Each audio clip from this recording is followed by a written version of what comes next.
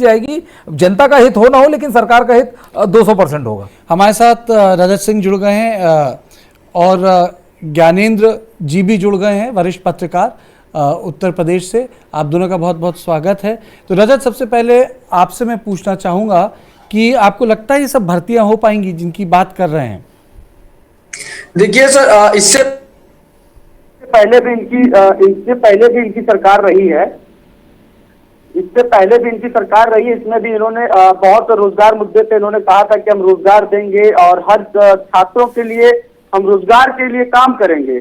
और इसके तहत आपने देखा होगा कि 68,500 69,000 भर्ती के बाद शिक्षक भर्ती में भी अभी कोई भी शिक्षक भर्ती नहीं आई हुई है। और आने वाले में इन्होंने लेखपाल का भी, जैसे अभी यूपी SSSC में पेट के बाद लेखपाल का भी इतना पता नहीं है, उसका आवेदन कराया है।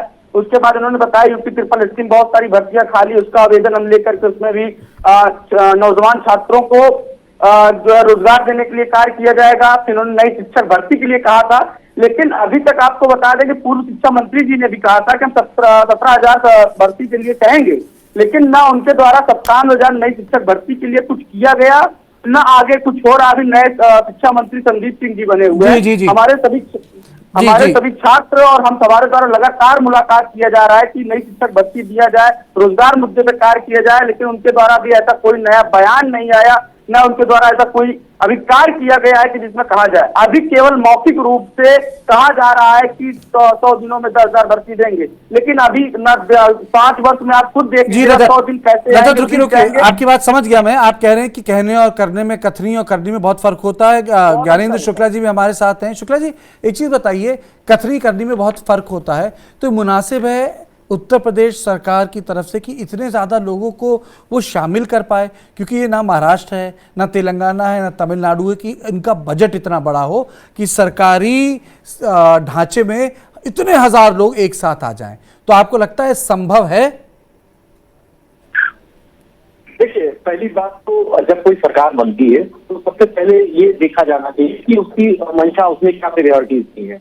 तो ये एक बात तो एकदम है कि योगी आदित्यनाथ ने, उनकी सरकार ने इस बार दूसरा 2.0 की सरकार जिसका नाम दिया जाता रहा है, कि वो एक अपनी मंशा, प्रतिबद्धता एक दिखाई तो जरूर है। वो काबिले तारीफ कही जा सकती है कि उन्होंने ये जो मैसेज दिया है कि हम रोजगार देंगे, और 100 दिन के भीतर उन्होंने एक दायरा भी ये बताया और एक बताया कि हम इस तरीके से तय करेंगे। जाहिर सी बात है, 100 दिन के बाद ये आकलन भी हो सकेगा क्या वाकई में अपने जो उन्होंने वायदा किया। अब बात अगर करते हैं, क्योंकि जो तमाम जो परीक्षाओं के लोग परीक्षार्थी हैं उत्तर प्रदेश में, या फिर दूसरे जो हैं, उनके लिए निश्चित तौर से एक लंबे मायूसी के माहौल जो रहा है उत्तर प्रदेश में, तो खासतौर से। और ये अभी मामला गरमाया हुआ है ये बलिया का, वो तो बोर्ड की पेपर है, लेकिन उत्तर प्रदेश में नौकरियों के लिए जितनी परीक्षाएं हुई उसमें लगातार एक के बाद एक जो दखल माफिया है उसका इतना दखल रहा है कि वो परीक्षाएं, उनके जरिए जो नौकरी मिलने की आस थी, वो लोगों की रह गई और लोग मायूस रह गए हैं। तमाम परीक्षाएं वो 2017 में पिछली या उससे पहले भी चलते रहे। आप मंशा की बात करें, मंशा की बात करें। उमेश, प्रतिबद्धता, मंशा, कथनी, करनी, ये सब बात हुई, लेकिन ये अनाउंसमेंट्स की शुरुआत है या ये आज मतलब जिसे कहते हैं एक 2 महीने तक का ये बड़ा अनाउंसमेंट है? नहीं, देखिए कार्तिकेय, इससे पहले हम लोग भी बात कर रहे थे कि अगर उनकी सरकार दोबारा जब शपथ ग्रहण होगा उसके बाद कौन से काम वो पहले करेंगे। तो उसमें देखिए बेरोजगारी का मुद्दा मैंने आपको बताया था कि बेरोजगारी के मुद्दे को लेकर के 5 सालों तक लगातार घिरती रही है योगी सरकार। योगी सरकार को विपक्ष ने कोई मौका नहीं दिया इस मुद्दे को लेकर के, हर जगह उन्होंने घेरने की कोशिश की और खासी दिक्कत का सामना करना पड़ा उनके तमाम मंत्रियों को, उनके विधायकों को भी इस मामले को लेकर के। तो मुझे लगता है कि अभी तो ये शुरुआत हुई है और 10,000 भर्ती की जो बात कर रहे हैं, 10,000 भर्ती होगी 100 दिनों के अंदर ही। तो ये देखिए पेंडिंग्स भी चल रही थी और जिस तरीके से बार बार जो पर्चे लीक हो जाया करते थे या कोई और दुविधाएं आती थी, कोर्ट में मामला चला जाता, तो उससे एक बड़ा नंबर है कार्तिकेय जो कि ओवरहेड हो जाता है। फिर बाद में वो किसी इम्तिहान में नहीं बैठ सकते हैं। वो एक तरह देखा जाए ओवर एज होने की वजह से उनको कुछ और काम धंधा करना पड़ता है। सरकारी नौकरी की तो बात छोड़ दीजिए। पिछले योगी सरकार की बात की जाए, जो रोजगार की बात कर रहे हैं वो एमएसपी और प्राइवेट सेक्टर्स की बात की, लेकिन अब वो जो बात कर रहे हैं वो सरकारी नौकरियों की बात कर रही हैं, चैलेंजेस जरूर हैं, लेकिन योगी सरकार को इस पर खरा उतरना पड़ेगा। नहीं तो आने वाले टाइम पे देखिए, मैं आपको बताना चाहूंगा, फरवरी में ही राज्यसभा का भी चुनाव है। हालांकि वो तो प्रतिनिधि चुनेंगे, लेकिन उस उसके मुद्दे को बाद अलग से बात करेंगे। उमेश, उस मुद्दे पे अलग से बात करेंगे। रजत, मैं आपके पास आना चाहूंगा। सबने प्रतिबद्धता की बात की, पर आप लोगों को इस तरीके से इंडिकेशन मिल रहे हैं, हो रहा है कुछ मूवमेंट देखते हैं? क्योंकि भर्ती तो आप ही के लोगों को होना है। देखिए सर, जिस प्रकार से इन्होंने कहा कि 100 दिन में हम 10,000 भर्तियां देंगे, अगर ये जिस प्रकार से बयान देते, इससे पहले भी माननीय योगी सरकार और शिक्षा मंत्री जी ने कहा था कि हम 69,000 भर्ती के बाद सुप्रीम कोर्ट में लिखित रूप से एक हलफनामा दिया था, जिसमें कहा था कि 69,000 भर्ती के बाद अगली भर्ती 51,112 पद में देंगे, जिसके तहत उन्होंने 3 साल इस तरीके से इन्होंने समय बिताया कि पता नहीं चला कि समय कहां गया। एक नौजवान छात्र आज इलाहाबाद में एक एक दिन बेरोजगारी का कैसे काट रहा है, तो एक नौजवान बेरोजगार छात्री जानता है। आज 3 साल हम सबका बर्बाद हो गया। 21 लाख लोग हैं हम सब सर, 21 लाख लोग हैं, और 2 लाख रुपए लगा करके डीएलएड बीटीसी कर करके प्राथमिक शिक्षक भर्ती की तैयारी करते हैं। 3 बार 2 बार टेट सीटेट पास हो चुके हैं, लेकिन नई शिक्षक भर्ती की जब बात आती है तो इन्होंने टेट का रिजल्ट तक नहीं जारी किया। इसलिए नहीं जारी किया कि उनको पता है कि टेट का जिस दिन रिजल्ट जारी होगा, 21 लाख की फौज फिर से लखनऊ में धरने के लिए प्रतिबद्ध होगी, और 2024 को जो चुनाव को देखते हुए एक बार फिर छात्र आंदोलन सड़कों पर होगा। जिस प्रकार से विधानसभा के चुनाव में हमारे साथी द्वारा विधानसभा का और मुख्यमंत्री आवास का लगातार घेराव होता रहा, लेकिन मुख्यमंत्री जी द्वारा और शिक्षा मंत्री द्वारा ऐसा कोई भी संतोषजनक बयान नहीं आया जो हम सब युवाओं के हृदय को संतोष कर सके। बढ़िया। ज्ञानेंद्र जी, स्टूडेंट्स तो खुश नहीं है, जिन लोगों की भर्तियां होनी वो लोग तो खुश नहीं है इस प्रतिबद्धता से जो योगी आदित्यनाथ जी ने आज दिखाई। देखिए, प्रतिबद्धता तो अब दिखाई है। अगर अब आप 2 पहलू पर बात करें, अभी की प्रतिबद्धता तो उन्होंने इस बार की बात कही है, तो अभी तो उसके लिए इंतजार करना पड़ेगा। अगर इतनी बेसब्री है तो फिर उसके लिए तो कोई हल नहीं हो सकता है। लेकिन ये पीछे की अगर दौर की बात करें तो जाहिर सी बात है, मैंने पहले ही जिक्र किया कि तमाम भर्तियों में वहां पर दिक्कतें हुई, तमाम पेपर्स लीक हुए और लोगों को इंतजार रहा नौकरियों का। सरकार ने का दावा जरूर रहा कि सरकार का कहना है कि 5 सालों में, जब पिछली बार चुनाव तो उन्होंने कहा था 2.5 करोड़ के करीब उन्होंने रोजगार दिए हैं, 5 लाख सरकारी नौकरियां दी हैं। तो ऐसा भी नहीं कि नौकरियां नहीं मिली, लेकिन ये शिक्षक भर्ती का मामला तो कुछ सियासत इसमें मैं एक बात इसमें जोड़ूंगा। ज्ञानेंद्र जी, आपने अपनी बात रखी, मैं मानता हूं, लेकिन कहीं बैलेंस नहीं बन पा रहा है। आश्वासन मिल रहे हैं ब्रजेश, लेकिन लोग विश्वास नहीं कर रहे हैं, क्यों?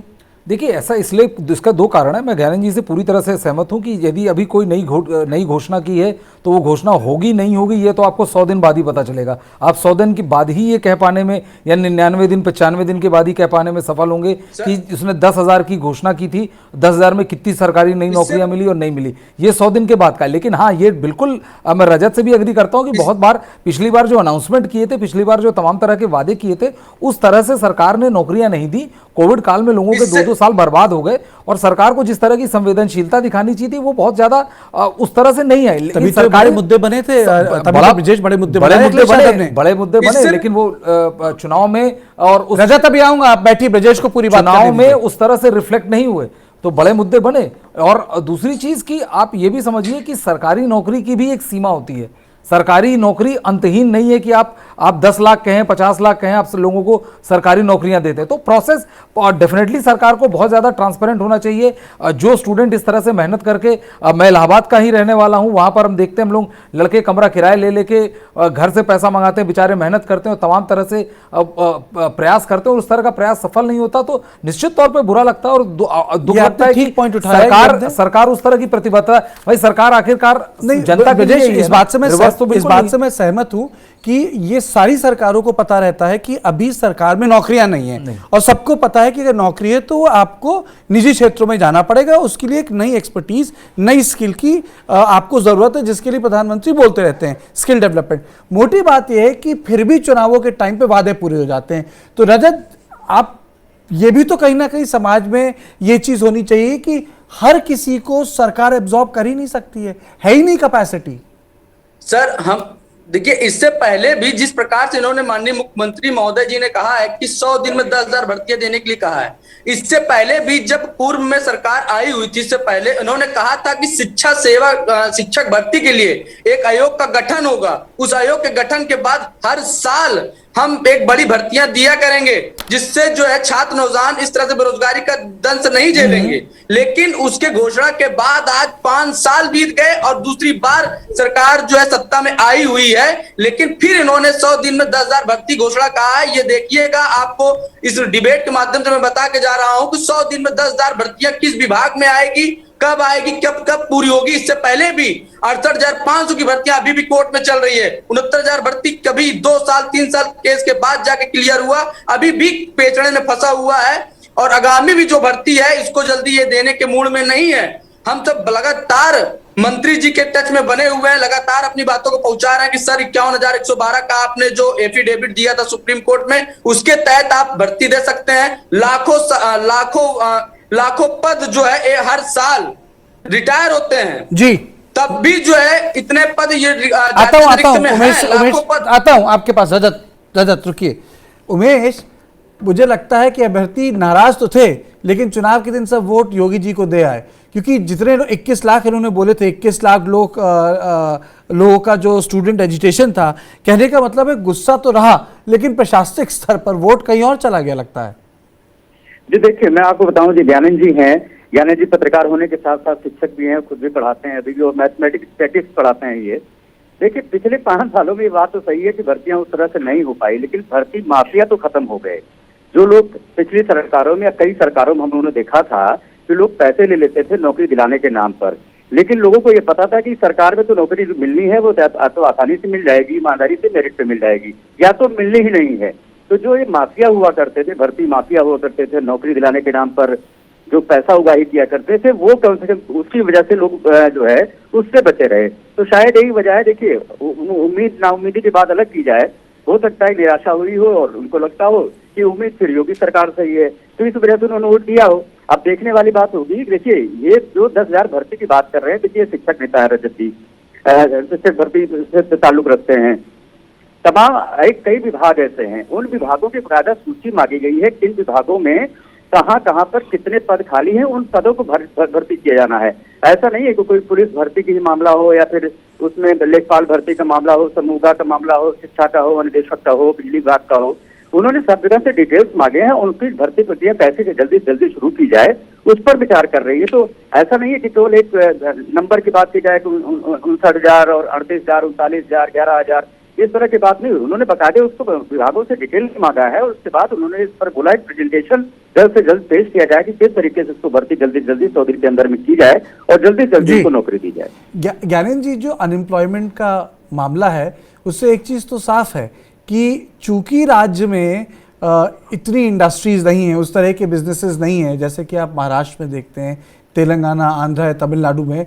यही कारण है कि इस तरह के राज्यों में जैसे मध्य प्रदेश है, उत्तर प्रदेश है, बिहार, जो स्टूडेंट्स हैं उनकी सारी आशाएं सरकार और सरकारी नौकरियों से ही होती है।